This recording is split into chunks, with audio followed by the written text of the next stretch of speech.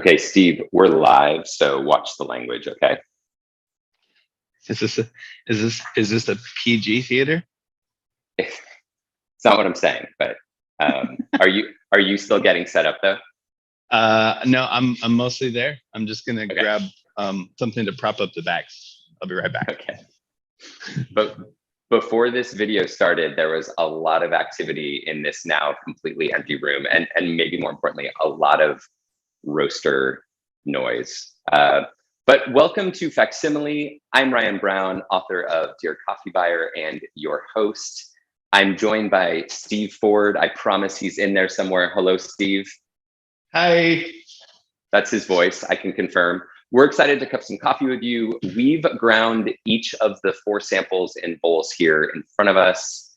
I'm heating water right now. Steve has already heated his water. Subscribers, I hope your samples are ready. You'll want to use a ratio of 1 gram of coffee to 17 grams of water.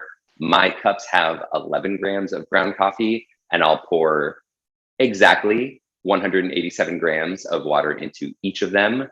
Feel free to pause and catch up with us, or just slow me down so much that you can do all of that before we start pouring water. If you're not a subscriber, Facsimile helps you become a better coffee taster. Each month, we've sent 4 carefully selected, skillfully roasted samples to cup along with experts. I would love to tell you that you could subscribe in links below, but I've removed them. No, you can't. And we'll talk more about that. Speaking of experts. Hey. Nope, it's the one in the front. The other one is probably an expert on something else. Our guest cupper today is Steve Ford. Steve has worked in specialty coffee for 21 years, spanning several roles: barista, roaster, philosopher, and green buyer. Many innovative companies, including Zoka, Blue Bottle, Ritual, and Counterculture. Steve is presently the director of coffee at Highwire Coffee Roasters in Oakland, California, where he oversees buying, roasting, and quality control operations. Steve has long been a favorite co-cupper of mine because of his brutally honest and insightful evaluations. He is, for my money, unparalleled at pure taste perception and comfortable calling out core attributes of a sample. Steve disarms you with his frank, uncanny assessments and an exceptional ability to hone in on the single most defining characteristic of a coffee. Steve, wherever you are in there, in that box, it is a pleasure to have you here with us today. I can't wait to cut these samples with you. Me too. I'm excited for this, Ryan. Thank you. This is the series finale of Facsimile, so I'm sure there will be some questions. I'll do my best to keep an eye on them in the chat, which I do have pulled up here. But also Scott is in the chat, and he'll join us at the end, at the very least, to give a very cheerful goodbye, I'm sure. All right. Before I get started, I always inventory my equipment because there's a decent chance that I have forgotten something, or that you have forgotten something, or Steve, you've forgotten something. That's why I'm scrambling. What did you forget? The scale and spoons and cups for cleaning. Everything. Perfect. I forgot how to do this. Yeah, it's been a while. It's been a minute. It doesn't change the coffee tasting part of it. That's right. Yeah. So I have 1 bowl for each sample. You might have 2 or 3. I'm going to use a scale to measure the water. I'm going to pour 187 grams on my 11 grams of coffee. I have a clipboard with a piece of paper. I happen to use the COE form, but a piece of paper will work fine. I have a spittoon. I have 2 timers because I don't trust that one, that big one. 2 spittoons, or 2 rinse bowls and 2 spoons. And I've got water going. Yes. How about you, Steve? I'm getting the spittoon. That's a good idea. Yeah, spittoon. Yeah, that's because otherwise you'll take your first slurp and you'll end up spitting on the ground, and then you'll have to try to pretend like, no, if there's a spittoon down there. They've actually got some fancy spittoons here. I also believe that. And now I have a piece of paper even. Wonderful. Yeah, so some of the chat is already about like the strong, nice smells that are coming off these bowls. Steve, I'm gonna stop my water as we jump in and start smelling these. So we're breaking kind of like the rules of normal cupping, which is that we're gonna go ahead and talk out loud about what we're smelling as we do, okay? I have them lined up, blue, green, yellow, and did you call it Canadian yellow, orange, red? Red, we're gonna call it red. Let's call it orange this time, just to mess everyone up. Blue, green, yellow, orange. Orange. Tell me what you smell in blue.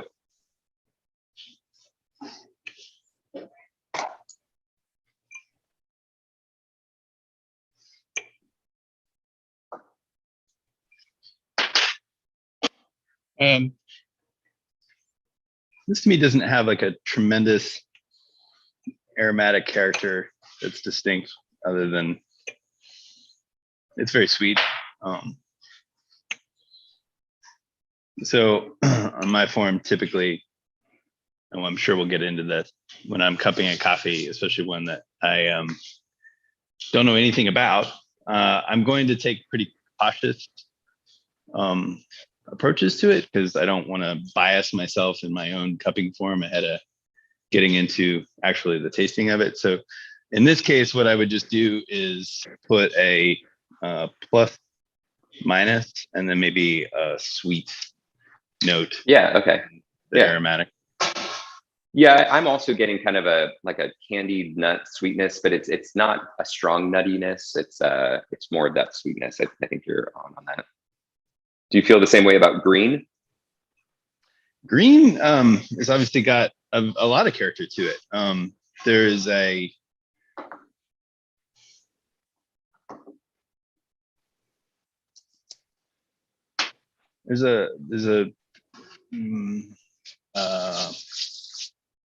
fruit note in there that could go kind of either way, sort of towards the estery fruitiness of sort of like banana candy kind of thing, or it could go toward something nice. Or so I'm gonna give that also like a sort of a cautious plus minus with Banana candy, fruit, fruit, and sweet. I want to be careful to not create a caricature out of my memories. Candy, right? Yeah, I mean, like when you say that, I think of banana runts personally. But that's it, right? Yeah, I mean, it's also, those are very visual. They're shaped like bananas. I'm getting there's something about it that reminds me of watermelon bubblegum. Yeah, I'd say that sort of like artificial fruity sweetness. And when I talk about this was a distinction that we played around with some years ago at Ritual, when we wanted to talk about like the positive benefits of something having fruit to it. We would call it fruited. And then when we wanted to talk about the negative aspects of its fruitiness, something that would be like artificial, we would call it fruity. So think of like Fruity Pebbles or something like that. Yeah, let's come back to Ritual, because I actually completely failed in my introduction of you to comment on that at all. You said it, you mentioned it. No, I mentioned Ritual. Yeah. Okay, let's talk about yellow. Again, nothing really jumping out. Yeah, it's certainly subtle compared to green. A little bit of vanilla or like malt chocolate. What about orange? Like a hatch mark. And then orange.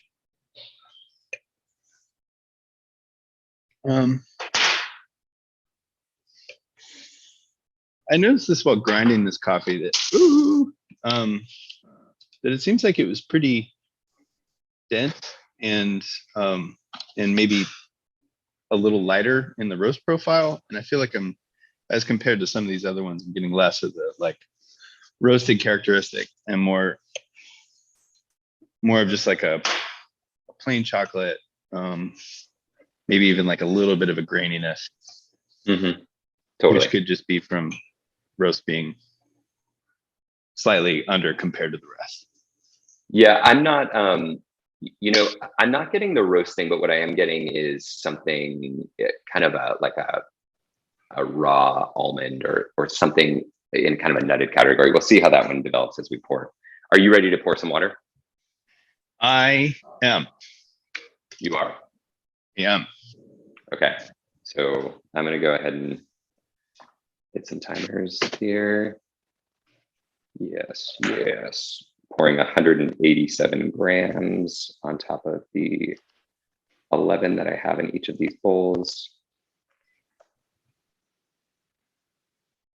So what's funny about this space is it's got a floor drain in the middle of it. Okay. Wait, so And so you really do just have a big spittoon for your... Yeah, right. All I got to do is spit on the floor. It's fine. But everything is slightly canted towards the center of the room. And so, that's not doing what I want to do. Everything okay? Yeah, this is not really looking right. Is it just the first one? It's the first one. Yeah. I think. Well, tell me. It just is not. It's not presenting any bloom at all. Mine did the same thing. Oh, it's dead. I don't know. It's not. It's not blooming. Well, all I know is that it's only the first. So just so everyone knows, I don't know about you, but what Steve and I are witnessing is that the first sample did not bloom as every other cupping bowl in my life has. And so we're just taking a close look at that. How did you do that? Yes, definitely. It was definitely intentional and not a mistake. Okay. I'm also not getting a lot on the second one either. Oh my God. Now I'm really worried I did something wrong. No, you're good. I think it's right. I mean, part of what we're doing differently here is cupping samples that are not 8 to 24 hours out of the machine. These were roasted, 2 weekends ago. And that's like a factor of getting everyone the same samples and being able to cup them live together at the same time. And we feel like that's like the more important thing versus like just the strict evaluation of them after, like a day out of the roaster. I'm gonna go ahead and smell these anyway. Yep. Yeah, I'm also starting to get some more fruit in one, like guava and even some baking spice. Some nice qualities there, sweet spice. In blue, in green, it continues to kind of smell like watermelon bubblegum to me. I saw a comment in the chat too about, what did they say? Here it is, pineapple candy, which is not something I get to have frequently enough. Oh, pineapple ring. Oh man. Don't worry, it's normal. Tell me what you're smelling. Yeah, color. Sorry, so I'm in green as well. So sorry for blue. I'm mostly just getting that sort of similar to what I got in the dry fragrance, like the caramel sort of sweet spice situation. So I'm again just sort of being cautious about that one, just letting it sit. And then with this one, yeah, this is pretty wild. There's like I'm getting almost like a buttery quality to it as well. In green. I'm breaking too, just so you know. You're breaking. You're there already. Yes, you are. Okay. It's time. It's time, Steve. Not that I have anything to break. Everything auto broke for me. So yeah, I know. I'm breaking just to keep it consistent between them. Okay.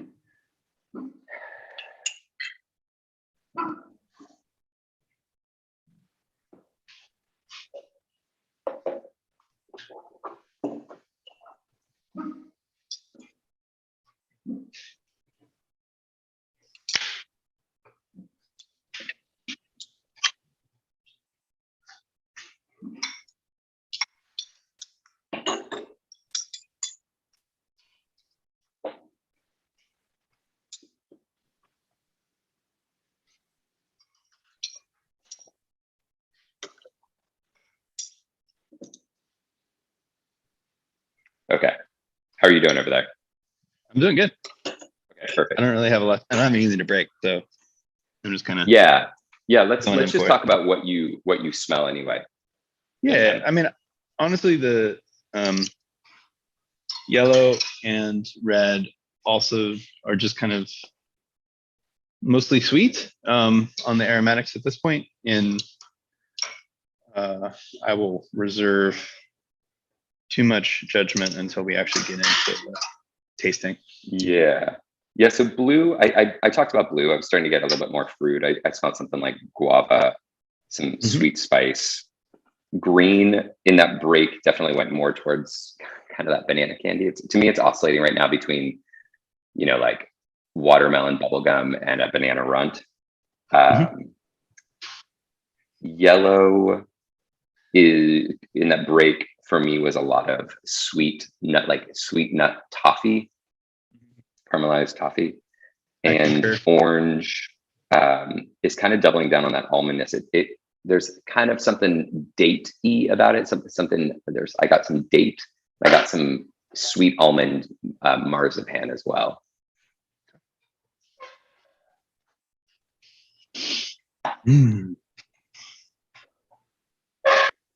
Great.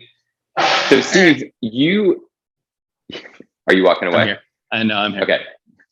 Yeah. So we'll see. We'll see everyone back in 20 minutes. No, Steve, you recently decided to move from roasting operations back into green coffee procurement.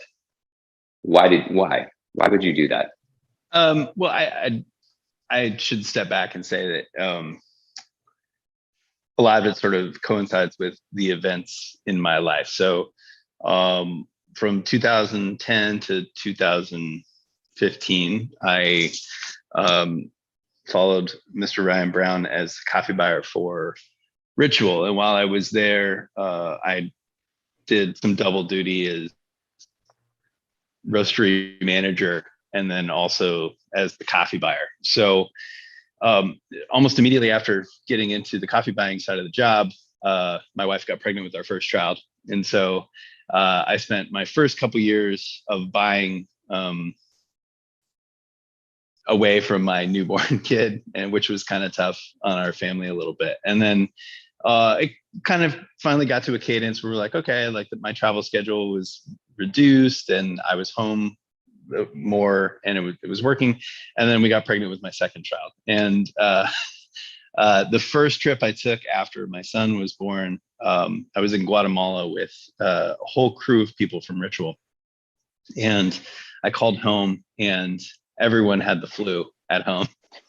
So I'm talking to them and it was like the saddest Skype calls. Like everyone was just, it's okay.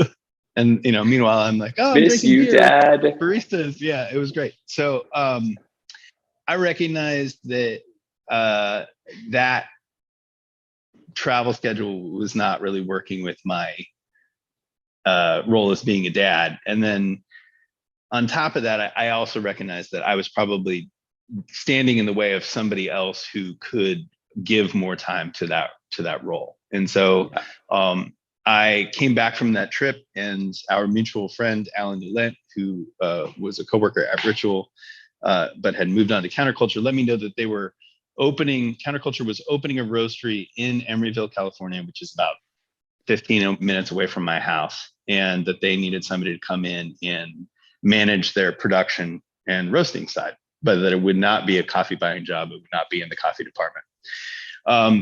That opportunity intrigued me because obviously I could be closer to home. I could actually bike to work, which was a novelty. And then I could also got exposed to alluring for the first time, and I got to walk into a space that really had, it was brand new. So we got to play around in the sandbox for a couple years in that way. And that was a lot of fun. So I transitioned over to counterculture and stuck that out for the past 6+ years. And though working in roasting and production is a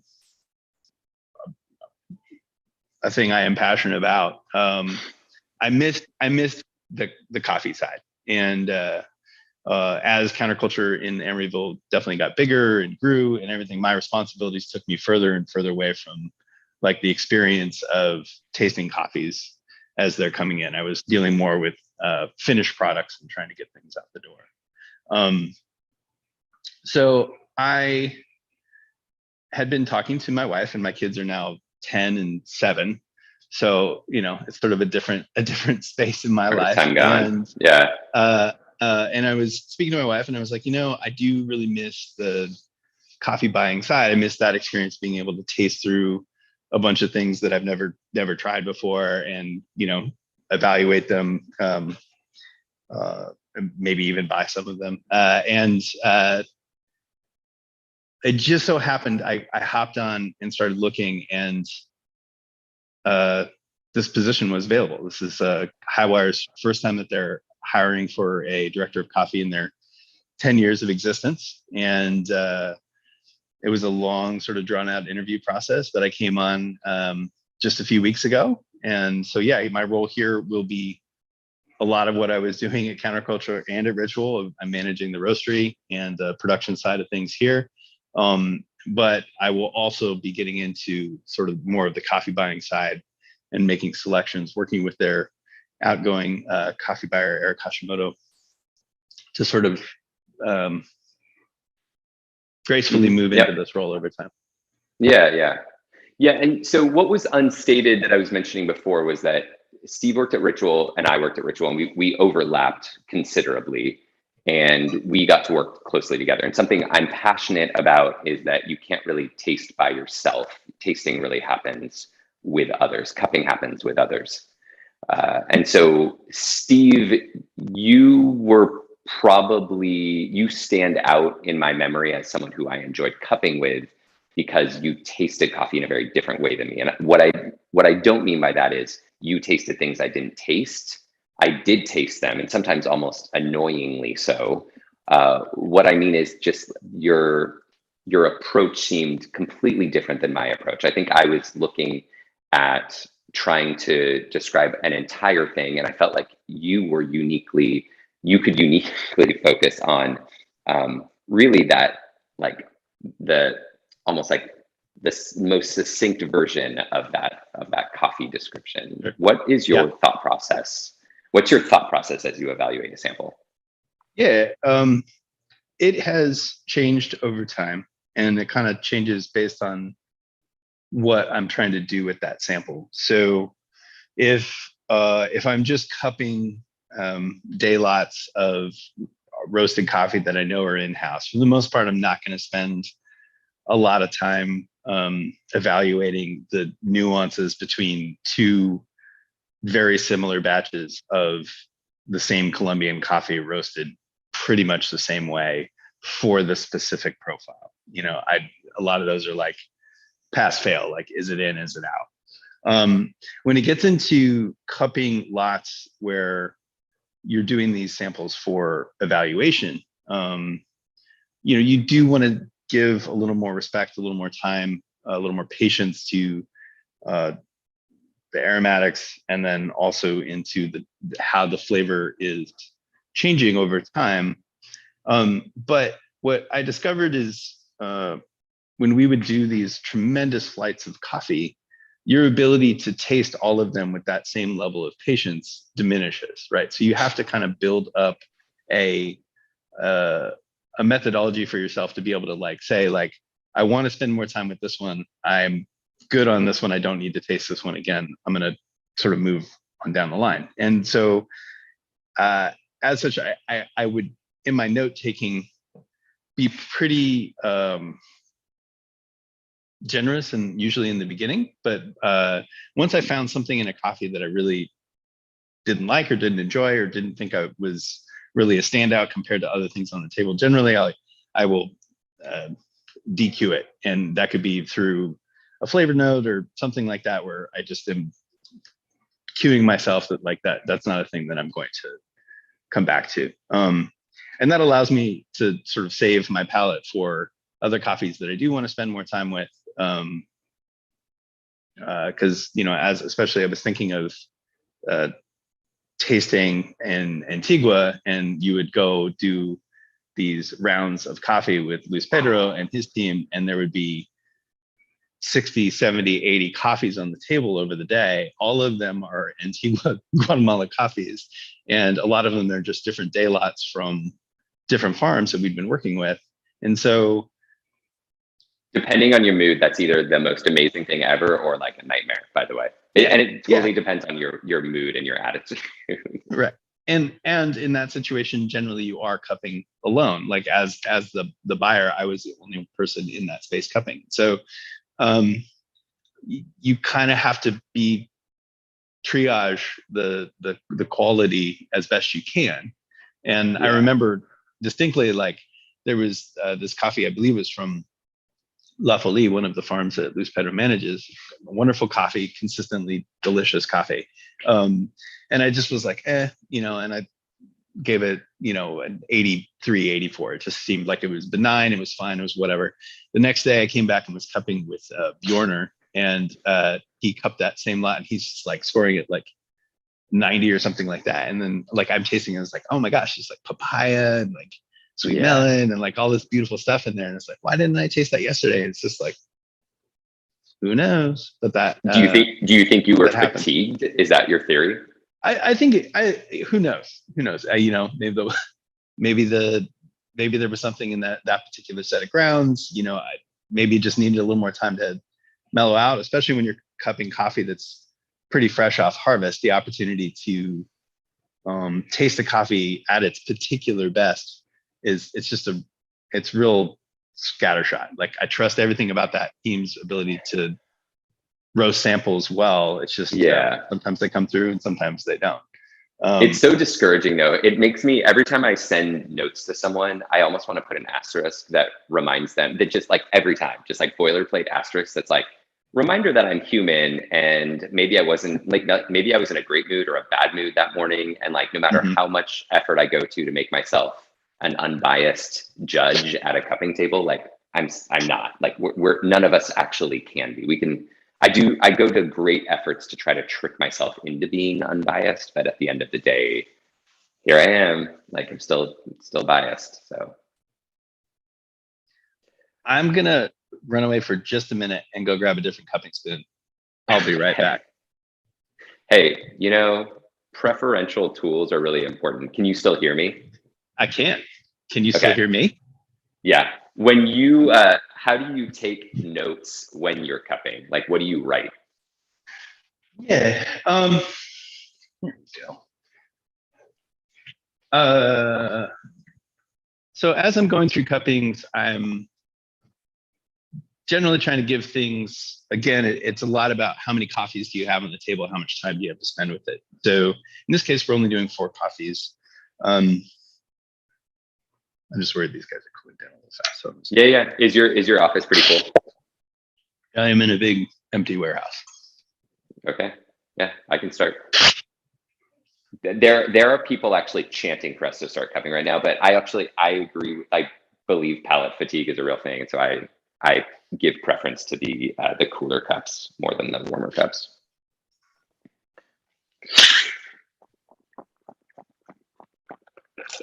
Mine are a good temperature.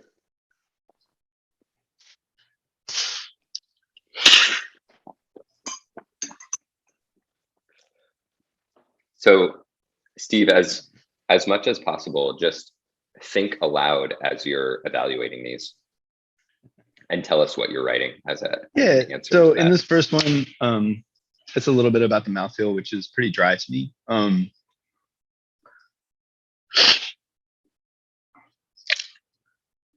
Usually when I'm setting out on the first round, I'm trying to comment on general sweetness, presence of acidity, and any notes that might stand out as distinct. I'm not generally giving the first pass a lot of credence unless there's something about it that's really jumping out at me. So in this case, I'm just going to say it's pretty dry, mild sweet,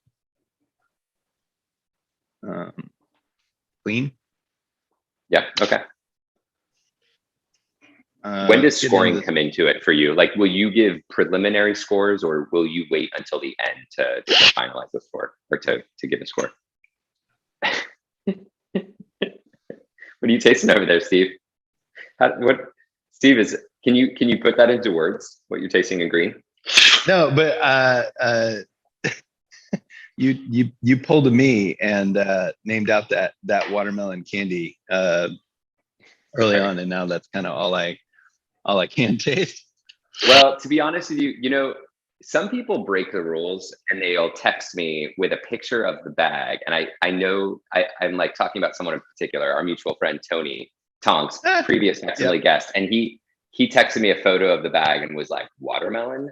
But I tried to forget which one it was. And I think I did, but it's the one that clearly, I mean, like on this table, like there's only one watermelon coffee. Yeah. And this is all Tony's fault, is what you're trying to say.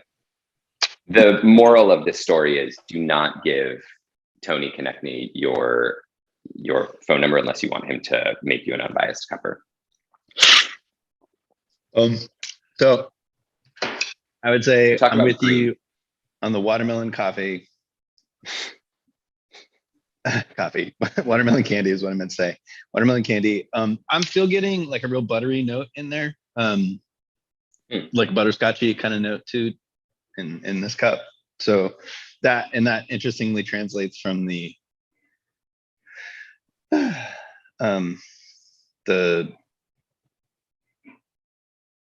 aroma. So yeah, I will go ahead and drop that butterscotch in there as well. That said, I'm not crazy about that flavor profile. So though I'm calling out these flavors, I'm just gonna, I don't know. It's not sweet enough. Yeah, and I would say the acidity like borders on a little bit of sour. Like, oh yeah, it's sour. Yeah, so I wrote, my first note was that it was unbalanced, it's sour. And if you're gonna have, like, we've talked a lot about balance in previous cuppings.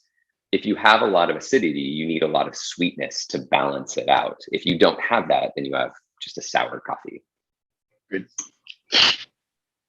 But it's interesting to think like how that same sample, but sweeter, would, like, the flavor might actually resolve, and it's suddenly potentially a, approaching 90 points. Mm-hmm. I mean, yeah. Somebody's 90 points. Talk to me about Canadian yellow. Somebody's 90 points. This is yellow. I'm on yellow. Wait. Oh yeah, no, sorry, just yellow. Yeah, talk to me about that. That's not watermelon. Watermelon's green. Why don't we just rename green watermelon, just to be safe? Melanie. I want to call this coffee Melanie. I'm just skipping ahead to kind of get something else in my mouth for a second. Yeah, that's fine. That's fine. Cupping's all about context. I'm kind of on the fence on 3. On yellow.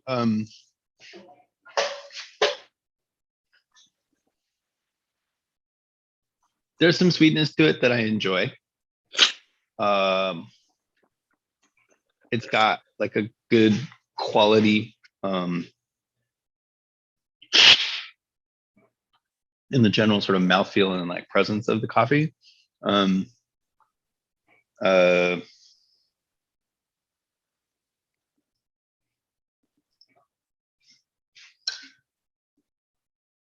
say there's a nice sort of. Yeah, go on. I was just saying there's like a nice mellow sweetness to it. Certainly like a full-bodied coffee. There's syrupiness in just the mouthfeel and body. Mhm. It doesn't have any eccentric flavor characteristics. Like it's vanilla, it's chocolate, it's like malted chocolate. It's I mean, it's some sweet, like nice quality type of like roasted nut hints to it. Yep. It's supremely well balanced, I would argue. Yep. Like a roasted chestnut kind of thing to it. To me, it's all like if I was going to give it a flavor, that tastes like a nice cup of coffee. Yeah. Maybe not the most bombastic or exciting thing, but like a good solid cup. Yeah. What about orange? Orange. If you haven't been following along, we've renamed red orange. So just,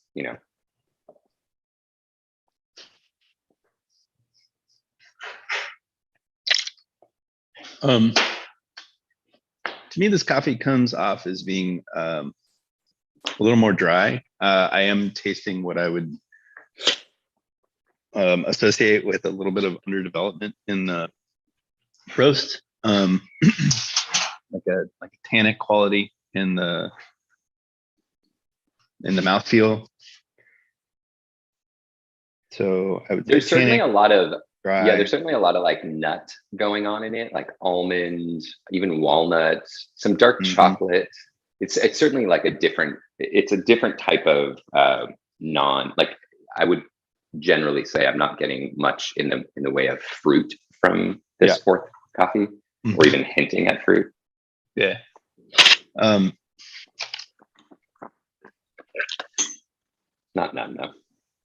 Yeah, a graininess and sort of like tannicness that I would associate with like peanut skin. It's just not. It's not. To me, it's not very sweet. It's not really very much anything. Yeah. Pretty benign flavor. There's. Yeah. Let's score these. Are you comfortable with that? Let me go through round 2 here. Yeah. See if I'm getting any change.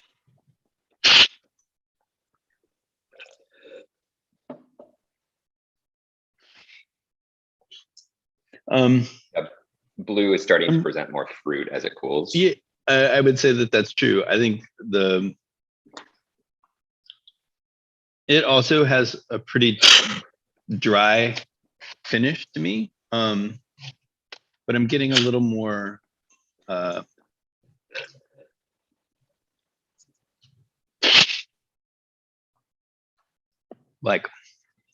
a yellow fruit kind of experience. Something like you I think you called out guava earlier in there. I did. Is that right? I did. Yeah. In the break. Okay. In the quote unquote break. It's really subtle that it's in there. But some sort of yellow fruits that are pretty sweet. I'm gonna hold my score until you go first. Yellow fruit. Bit drying. But I am finalizing my scores right now.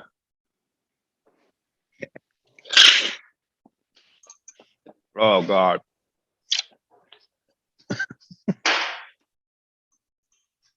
So I really don't enjoy a coffee like. I know other people, this is like they want the wildest, craziest flavor in the cup that they can kind of manage. To me, this tastes sort of like it's sour. It's very sour. It to the point that the acidity is kind of like very unbalanced with the rest of the cup. Though those sort of wild fruit flavors are in there, fruity flavors are in there. Besides sort of like Steve a is novelty. talking about green right now. Sorry, green. Besides sort of the novelty sort of experience of it, I just don't. I don't find that very pleasant. Yeah. It's certainly a distracting coffee. I mean, it's, and we'll talk in a little bit. After we score these, we'll talk more about what it is that's what it is that's happened here. I'm interested to hear what has happened here.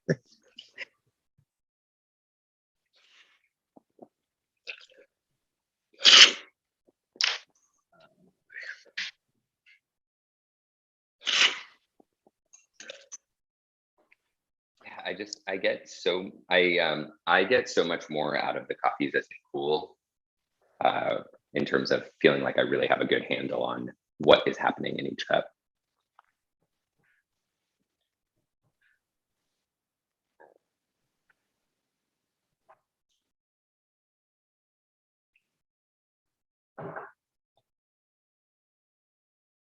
God, if you've just tuned green in, Steve is about to share his scores for these coffees with us. And green has unfortunately carried over a little bit into the yellow. Like that's just like a hard flavor to excise from your.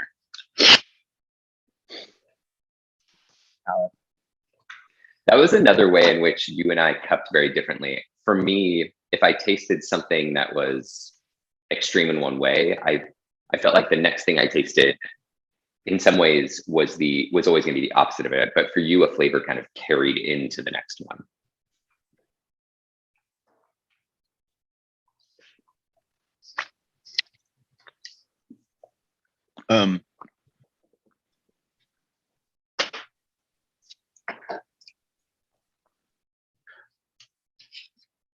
Blue.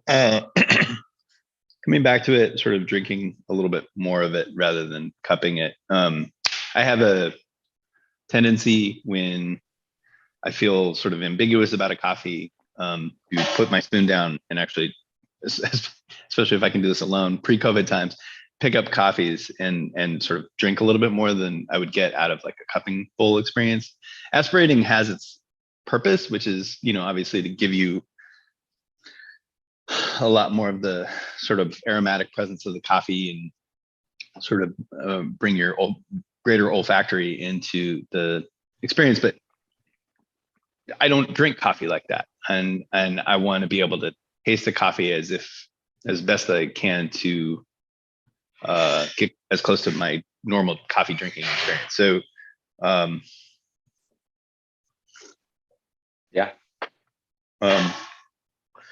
I think blue is a nice clean cup.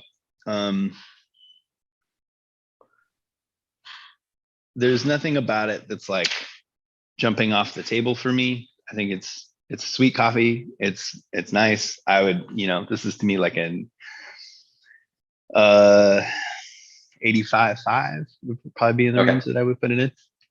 Yeah. There's nothing wrong with it.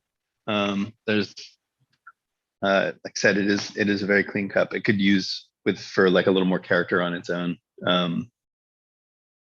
But yeah, I'm gonna hold off on drinking green until after I've tried these other two, because that's fair. Okay, so we're changing up the order. So and just for to share back, my score for blue is my highest on the table. Okay. I scored it 86.5. I really feel like the fruit, like I would generally describe it similarly as you. I think I'm a little bit more impressed with like the fruit and sweet spice and citrus and like lime and guava that's in that cup. Mm-hmm. All right, we're not gonna talk about green yet. We're gonna go to yellow. Mm-hmm. Tell me about yellow. The acid is much more present in that, like drinking it rather than cupping it. And yeah, I think there's some like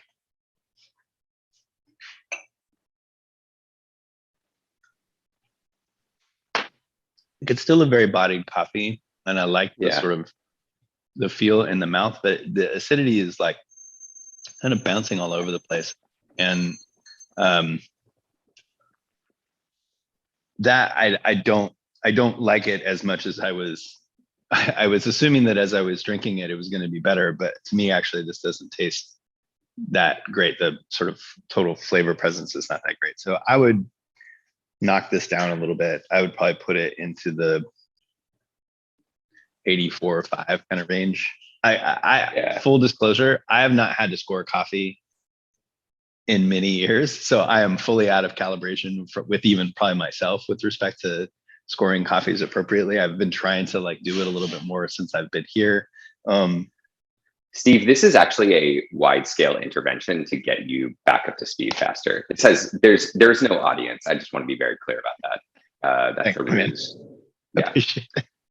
yeah. It's just you and me. I don't totally agree with you though, because I gave this an 85, and like I definitely think, especially as it's cooled, I think it's lost its sweetness. And so it's kind of lost the balance that I was lauding it for earlier when it was hot or warm, let's say. I feel like it's lost that. So I'm a half point off of you. Yeah. So, but you would have been higher at an earlier scoring of it, and you would say at this point it is gone down. Maybe. I mean, yeah, like when it was warm, so I will kind of tentatively do scores as I go. But the finals, I don't like average the scores out or anything. The final score is the final score for me. And I had it higher when it was warm. Like I had it above 86 when it was warm, because I thought like this is supremely balanced coffee. It's presenting interesting flavors. It has great body. Yeah, but now I have it at a solid 85. Yeah. Okay. Let's talk about number orange.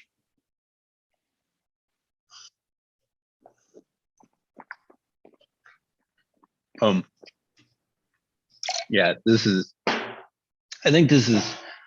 I don't want to offend anybody, especially the people that put work into this. So I apologize. What I'm going to say sounds like an asshole. But this to me seems like the roast is maybe not as fully developed for this coffee as it could be.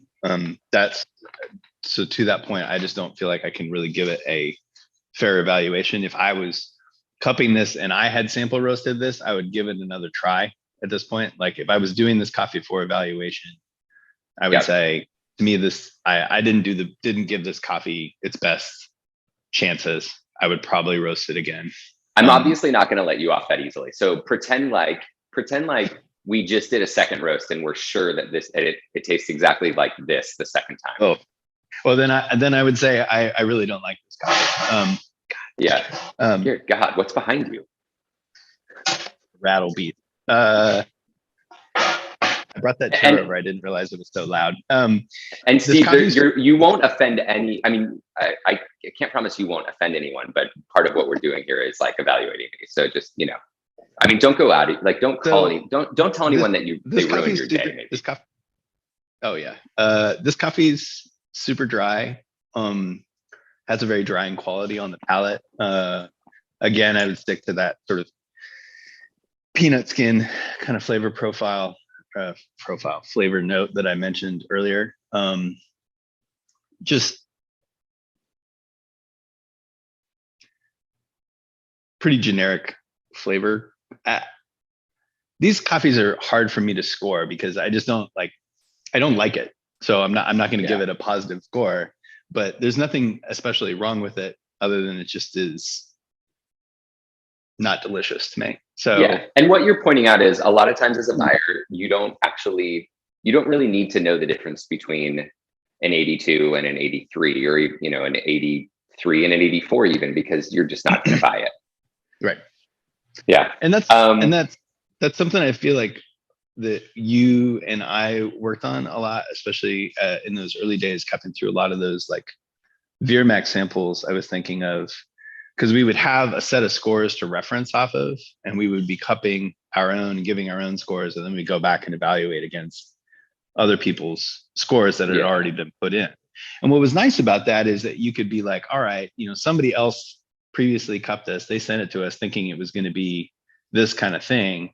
And then we'd be able to go back and say, all right, well, we scored it pretty low. Maybe let's re-roast this again, give it another shot, see if it works out. But when you don't have any kind of reference for coffee ahead of time, the problem when you're tasting something out of the blue, it's like this, maybe in a different roast iteration, this is a beautiful, wonderful coffee, but like I obviously have not hit it and I'm going to pass on it. And then Bjorner's going to come along and get a different sample of it and he's going to give it a 90 and everyone's going to be, oh my God, Bjorner, you found the most beautiful coffee. Yeah, I mean, that's sort of the crapshoot of it. But at the same time, there's lots and of some wonderful coffees American out there. rejected it. You don't even need to know his name. I'm scoring this in 82 points. What I liked about it early on was I thought it might be a nice drinking coffee, if not necessarily a nice cupping coffee. I thought it had like these like interesting sweet almond and sweet, even like interesting like walnut-y flavors. Mm-hmm. To me, as it's cooled, one, it's gotten dry. It's a little bit papery. And also I don't know if you sense this, but I'm getting fruit. It's like an unclean fruit, kind of like a wininess in the finish. So I scored an 82. Let's go to green. Okay. You thought you were done tasting it. I tried.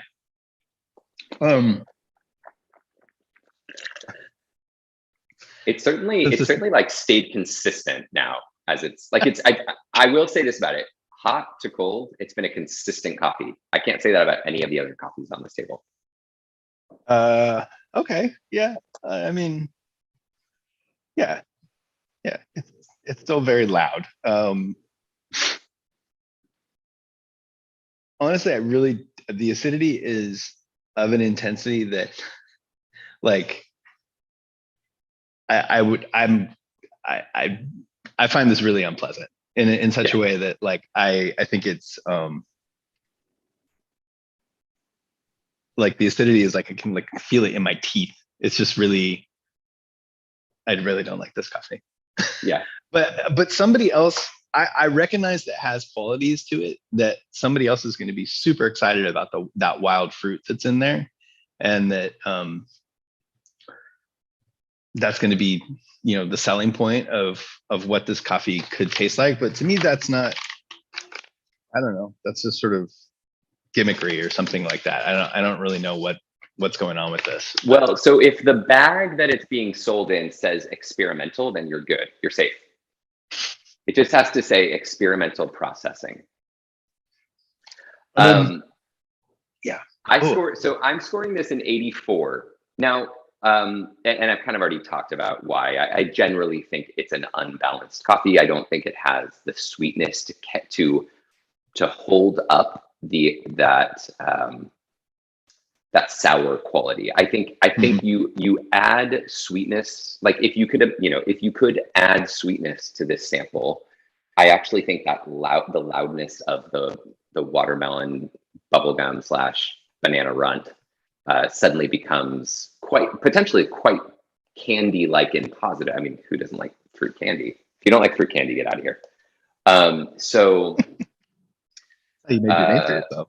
But it's not. So I'm at an 84. And I'm joking about the experiment a lot, of course. But what I will say is that I think that there's one of the things that's changed a lot in the last many years is the degree to which there's experimentation going on around how we can manipulate the acidity, as well as a number of other, maybe less initially sexy sounding things like the longevity of coffee, of green coffee, and also potentially things around caffeine content.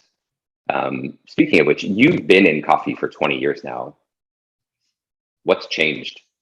Some of it's, I don't know. I mean, a lot.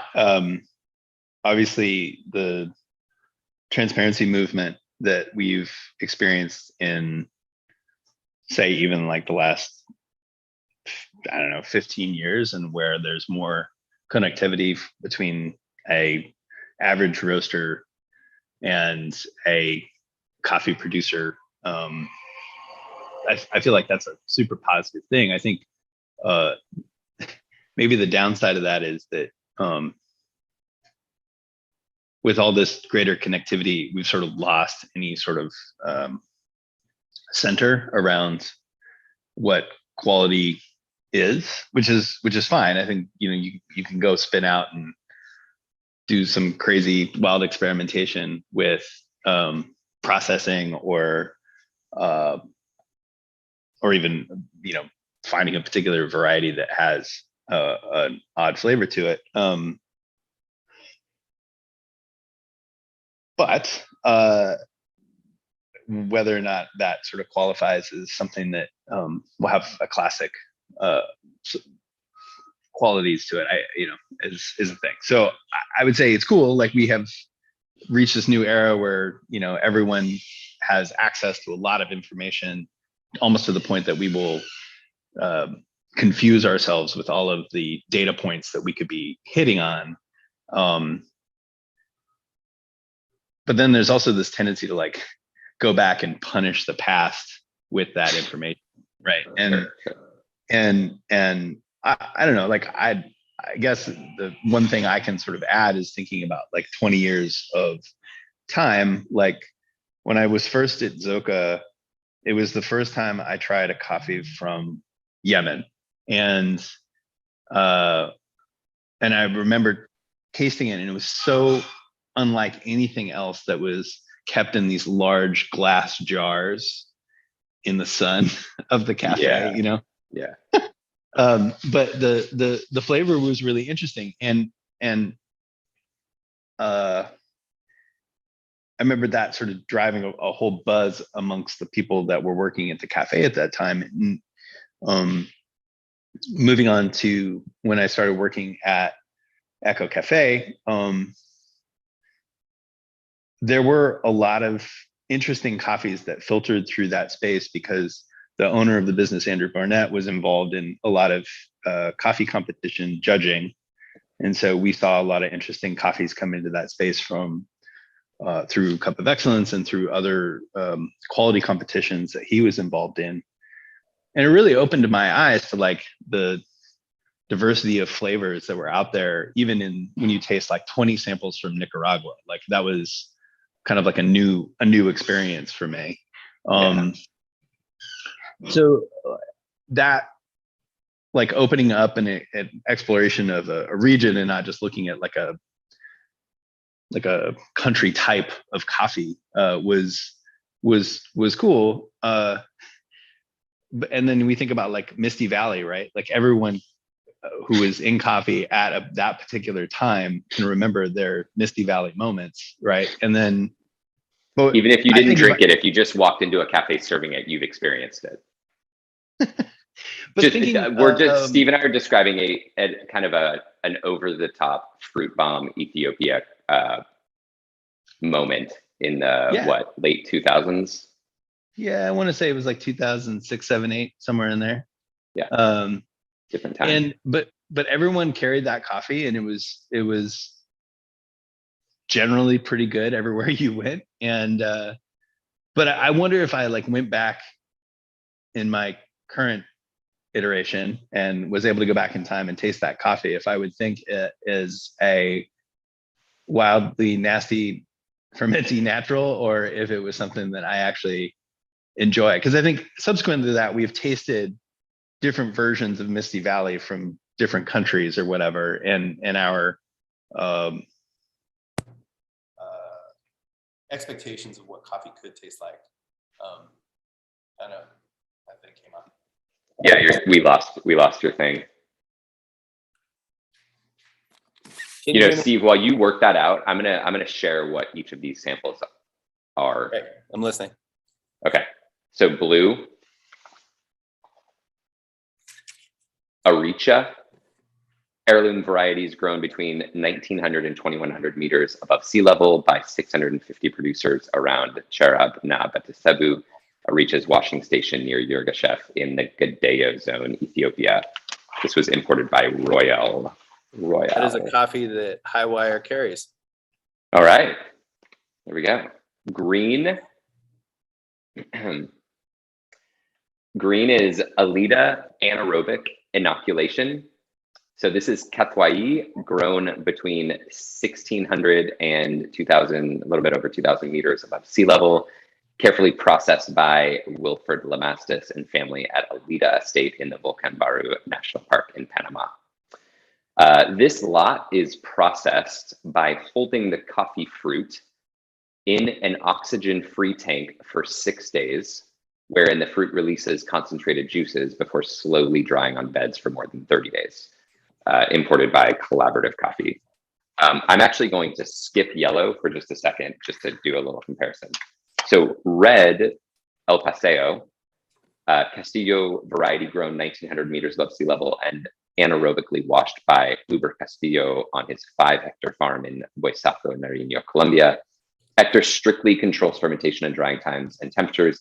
The cherries are fermented in a one-way valve tank, allowing carbon dioxide and other gases to escape, creating the anaerobic environment for 60 hours, then they're fully washed. So the difference between green and orange, not red, orange, is that green is an anaerobic natural. So they're both anaerobically held in fruit in cherry. The green is then goes straight to drying patio or drying tables, and the orange is then pulped and washed after its anaerobic fermentation in cherry. Yellow is Katwai grown between, this is also Alida, but it's a natural. So it's same farm as green, with the difference being that the lot is processed with an intention toward a classic traditional natural process. Harvested ripe cherries are slowly dried for more than 30 days on drying beds. Orange was imported by Nativos, and both green and yellow by Collaborative and blue by Royale.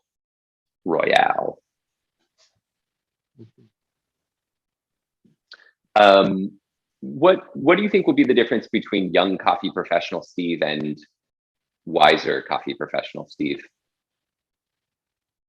I'm not going to say older. I don't know how age works for you.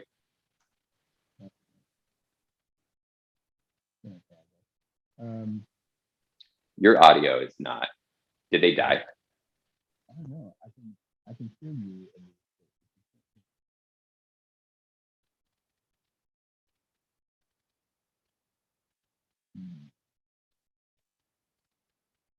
You cannot hear me at all? No, you're just faint.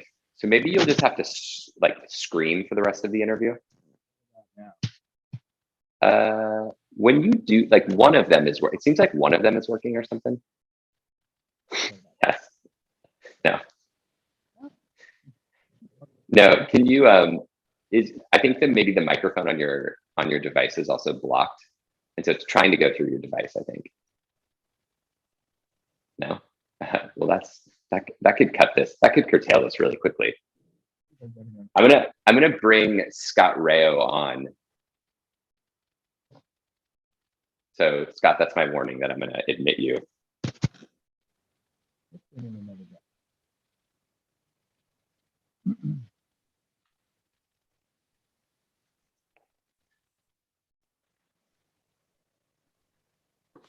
No. Well, that could cut this. That could curtail this really quickly. I'm gonna bring Scott Rayo on. So Scott, that's my warning that I'm gonna admit you. Yep. Apparently it wasn't enough warning. I'm ready. Hold on. Hey Scott. Okay. We may have lost good audio from Steve for the remainder of this session. So I could curtail this really quickly. Okay. Well, I'm gonna bring Scott Rayo on. So Scott, that's my warning that I'm gonna admit you. hey, Steve. So apparently it wasn't enough warning. I'm ready. Can you hey Scott, can you mute your we may have lost good audio from Steve for the remainder of this session. So it just keeps looping too, which is super strange. Can you hear me and see me okay, Brian? Yes. Okay. Yeah.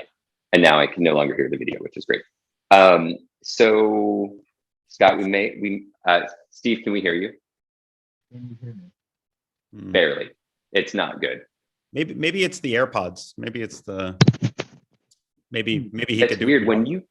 when you touch them. It's quite loud. Like they're clearly active. But Can you hear me now? yes, Yeah. much better. Yeah. Strange. All right. Hmm. Well, nice Yeah. to see you. So Scott, this is our last facsimile. Indeed. I had a little crying session earlier this morning, so I won't cry again now. Was there anything in particular that we should address from the chat? Well, this was not surprisingly the most polarizing in terms of scores. Like some people were giving a coffee an 89, other people were giving an 82. So we haven't seen that sort of discrepancy in the past. But given the processing that was on the table, I suppose we're not surprised. My little bomb that I just decided to drop before we peace out for good. Yes. It's a really polarizing sample. Yes. Can I assume that you're referring to green? Green, but also orange. Interestingly, Orange. Okay. Yes, and there was definitely a crowd of people who felt orange was beautiful, and then there was also the orange is dirty crowd. I will be honest, I'm a little bit skeptical that the issues with orange were related to roast. I think that's for all of us. It's a very tough thing to discern sometimes whether a particular off flavor is roast or green. But it's a coffee that I've had before. It's a coffee that Paulo has roasted for a long time, and it's just funky. You know, it's always been funky. It's always been a little strange. It's always had some underripe qualities and some extreme fruit qualities at the same time. So I'm going to attribute most of the weirdness to the green, I think. So I didn't want to necessarily conflict Steve, but I know going into these always that it's never the roast, like, because the degree of control that we have over that aspect of it. And we do that so that we feel confident that we're evaluating the green. And that's why I tried to propose to you, like, okay, imagine we re-roasted it and it tastes exactly like this. Like, just because I felt like that was the best way to like skip to like, what would you score this, knowing that this is like how to roast it. We do have off batches here and there, but we literally just reject them and don't use them. But it is a very strange coffee. It's yeah. When that coffee is hitting, what do you like about it? As you might guess, I never like anything aerobic or natural. So the answer for me is nothing. That doesn't appeal to me at all. So I mean, once it has a hint of ferment, for me, it's unbearable. You know, I fully respect that other people love that stuff, but I just can't drink it. So Scott and I are like the oddest bedfellows in the world in every single way possible, except for that we always have the same taste in coffee every single time. Pretty much. Like it's the thing that resolves our strange. We're not actually married, just to be clear. Scott is very much available. Steve, I'm curious about your take on naturals and various fermentation flavors, because I wasn't necessarily sure. You kind of held your cards a little close on that at times. Yeah. I mean, I have when I was buying coffee for Ritual, bought different naturals at different times, but we really did sort of cultivate a anti-natural environment there after some time, and I think a lot of that was because of the inconsistency of what naturals could really present. I mean, we could get some Brazilian naturals that had a lot of nice qualities that we could employ into an espresso format, and I think that those tasted great for what we were using them for. But you know, to cup a Brazilian natural that had a pretty wild fermentation, I mean, that is the definition of that banana runs, children's chewable vitamins, kind of like off fruity sweetness that can come through in a cup. And it's like, it's really, really unpleasant, especially if you're drinking an entire cup of it. Like, it's something that's kind of fun for a novelty, but after that, it's like, it does feel a little bit like gimmickry. I have not had a lot of experience with naturals other than counterculture did bring in a number of naturals from East Africa. And some of them I feel like were clean enough and sweet enough to sort of be something I could enjoy a cup of here and there. But invariably, if that fruitiness got a little too wild, or I would reject it and kind of go on to some other coffee that was there. It's not something I want to drink a lot of. I recognize its value as a flavor component in a blend. But for the most part, I'm not seeking out naturals as a buyer to try and find a place with that on. Yeah. Actually, I think I'm really glad you brought up naturals as blenders, because although I'm not a fan of drinking a whole mug of a natural coffee, I think it's a very underused and underappreciated way to have a huge impact on a blend. I've loved some espresso shots, for instance, with, say 20% of a very fruity natural that I couldn't drink on its own, but really, change the character of a blend in a kind of a pretty good shortcut for adding fruitiness to some coffees, And it does. The thing you could also say about a natural is that though the one that's processed reasonably well or arrives well, it will give a consistency of flavor. So that flavor is a weird thing. It'll give a consistency of flavor that if you're putting it into a blend and calling out that note, people can, jump right to what that flavor is in that blend, and it works. So what are the chances that Tony's name came up before, and what are the chances that Tony right now is mixing green with like 100% blue and orange to create because I really am interested in like how would green taste if it had more sweetness, and there are sweeter coffees on this table. So and Steve, some of them I often forget that we successfully bought Brazilian naturals at Ritual, and we bought some fruity ones. We also bought some that I wouldn't have described as fruity. I would have described as like chocolatey, caramelly, pleasantly dry naturals, especially from what was that area, Coromandel? You bought that coffee from Coromandel. I feel like the benefit of the Cerrado naturals that we were tasting in the past is that a lot of them were tree dried naturals, right? So there was not they weren't necessarily on a fermentation table. And this is something I was never able to dive into, purely supposition. But something I noticed that like while I was there, like in grapes, if you let grapes sit on the vine in a cluster and they get wet, right, they'll start to rot. And that rot can be considered a flavor profile that some people enjoy. I'm not getting into that too much. But another thing you can do is if the weather is relatively dry, you can dry the grapes on the vine and then press them as well. And there won't be any of that rot flavor. It will just be like a clean dried fruit, like a very syrupy sort of sweet fruit experience. And I wonder if tree dried naturals would have that analog to like a bed natural, where as long as you're not exposing the interior fruit to, or in the juice and the mucilage or whatever, to the fermentation aspects once it's been picked, right? If you're just drying the coffee whole on the vine and you don't have that like fermentation in the same way that you would on a bed, do you get a natural that imparts some of that fruit without the wild fermentation aspects that go along with it? And again, this is all just pure speculation, but I can remember looking at trees in Cerrado and being like, these look like raisins, right? And I don't feel like I had that experience in with bed dried naturals. It look kind of more like olive, right? It's sort of a different experience. Yeah.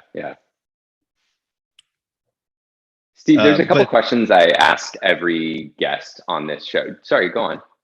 Oh, I was gonna ask. I know that you had Ida on here recently. I'm thinking back to that Good Food Awards experience that we had in 2008 out at like wherever it was in San Francisco, and not Good Food Awards, Slow Food Nation thing that we had out at.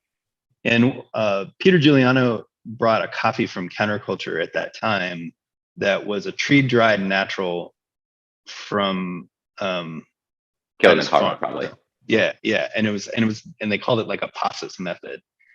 Yeah, while you were describing that, I was thinking, honestly, I was like, pretty sure Aida's done that. Also, even if she hasn't, I'm certain she would do it. And yeah, I was imagining the next cup, or like a future cupping of doing different types of natural, like even just focusing on natural and across a few different methods. Because like often a guest will try to get me to tell them what the coffees are beforehand, and I'm always like, I'm not gonna tell you. I think the exception actually was Aida. She just wanted to know which of her coffees was in which color, and I just told her. Aida gets special treatment, but yeah, my answer to you was like, it would take me more than a second to describe to you, even if I was going to, because there's not clear delineations. Like we have two anaerobics, but one of them is like an anaerobic natural, and the other is an anaerobic washed. So just like, it's not clear, and there's not always clear rules. And like, I happen to know that this one is picked ripe versus some other naturals that are tree dried naturals. So we try to cue everything into these neat lines, but it's like more complicated than that, of course. I think there's like a conversation to have around how much needs to be, or how much is best to divulge. And I think would generally recommend every company make that decision for themselves and not just follow industry, what everyone else is doing. But maybe most importantly, talk to your customers and find out how much they care, how much they want to know. But it's another thing.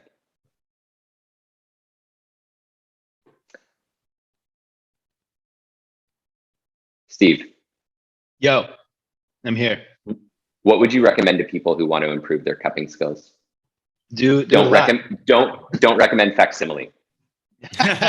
No, but actually, what I really enjoy about this process that you guys have set up, and I am sad that it is going away, is that it does give people a chance to cup with other folks. And something you brought up earlier, Ryan, is something that I don't know if I learned it standing next to you all those years or before, but the benefit of having somebody else to cup with while you're cupping is tremendous.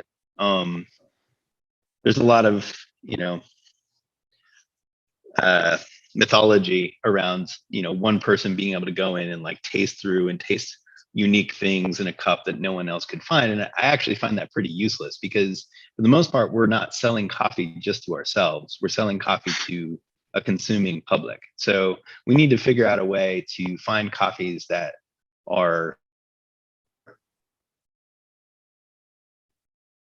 We definitely just lost him. Okay. That was like a cliffhanger there. Yeah, it really was a cliffhanger. To other people that they're tasting it and they're enjoying it as well. Right. So we lost you for like the whole, like for the entire meat section of that sandwich of content. Yeah. We lost you for that. Like, yeah, you said find coffees that are, and then we enjoy. And the word I was trying to say was enjoyable. So find coffees that are enjoyable.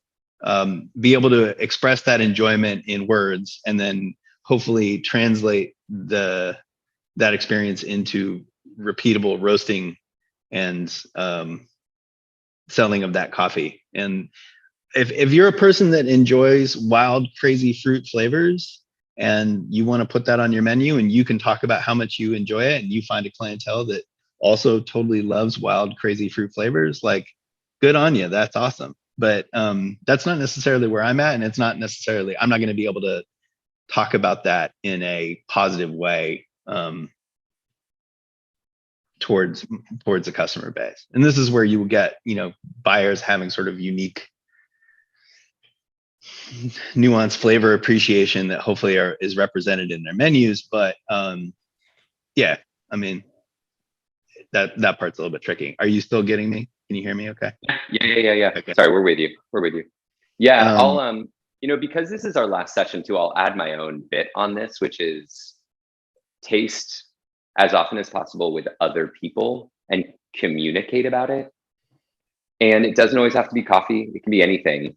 And if you don't have the benefit of having someone else to taste with, imagine that you want to describe it to your future self who's long since disconnected from the actual experience of tasting it, and write it down or say it out loud, but force yourself to put words to the experience of tasting that thing in a way that will be communicated. Cupping is a form of communication. Steve, what would you recommend, who's someone who you learned a lot from cupping with? I think I learned a lot from cupping with Andrew Barnett, mostly because I got exposed to a lot of different coffees, as I sort of described earlier. He being a participant in a lot of these different international cupping competitions, I got to taste coffees that I had never tasted from regions that I've never tasted before. And so it was really eye-opening to me. I mean, aside from the the Misty Valley experience that everyone was kind of having, I remember tasting a coffee from the Hama Cooperative, a different